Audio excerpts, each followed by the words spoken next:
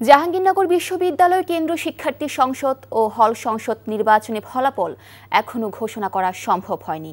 হল সংসদের ভোট হাতে গণনা শেষ করার পর চলছে কেন্দ্রীয় সংসদের ভোট গণনা। ফল ঘোষণার অপেক্ষা বাড়ছে। এতে ক্ষোভ প্রকাশ করেছেন শিক্ষার্থী ও প্রার্থীরা।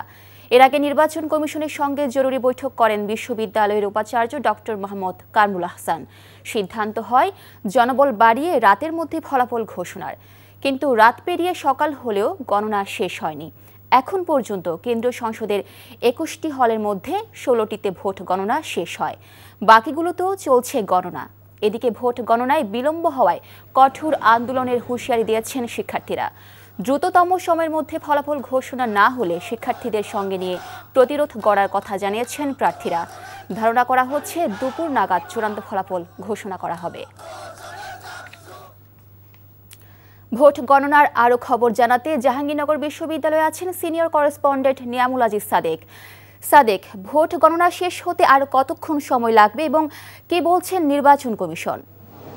মিলি গতকালকে যেটি জানিয়েছিলেন যে রাতের মধ্যে ভোট গণনা শেষ হবে, রিটার্নিং কর্মকর্তা যিনি জানিয়েছিলেন।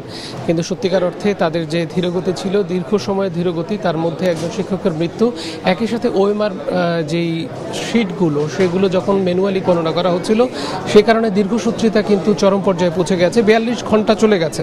৪২ ঘন্টা চলে যাওয়ার পরে এখন বাস্তবতা হচ্ছে এই ধরনের অবস্থা এখন পর্যন্ত চলছে। গতকালকে রাতে কিছুটা এই শিক্ষক এবং শিক্ষার্থী এবং যারা প্রার্থী তাদের দাবির প্রেক্ষিতে তারা কাজে অনেকটা গতি এনেছেন। সেই গতির কারণে আমরা দেখেছি যে আরও কয়েকটি টেবিল বাড়ানো হয়েছে, জনবল বাড়ানো হয়েছে এবং সেক্ষেত্রে এখন পর্যন্ত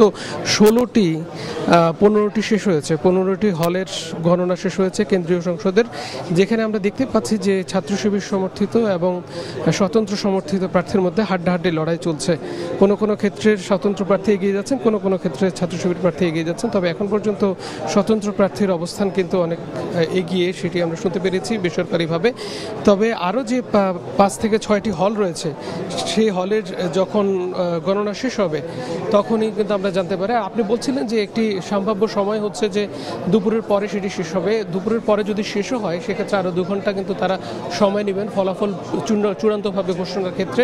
সেক্ষেত্রে আরও সন্ধ্যা নাগাদ হয়তো ফলগুলো আমরা জানতে পারবো, কিংবা সন্ধ্যার পরে কিছু সময় লাগবে। এ ধরনের অবস্থা আসলে বিরাজ করছে। তবে আজকেই শেষ হবে সেটি অনেকটাই ধারণা করা যাচ্ছে। মিলি, দর্শক, জানছিলাম জাকসু নির্বাচনের সর্বশেষ খবর। জাহাঙ্গীরনগর বিশ্ববিদ্যালয়ে আছেন স্পেশাল করেসপন্ডেন্ট জাহিদুর রহমান। সরাসরি যাচ্ছি তার কাছে। জাহিদ, ভোটের ফলাফল প্রকাশে বিলম্বের কারণে ক্যাম্পাসের সার্বিক পরিস্থিতি কেমন দেখছেন?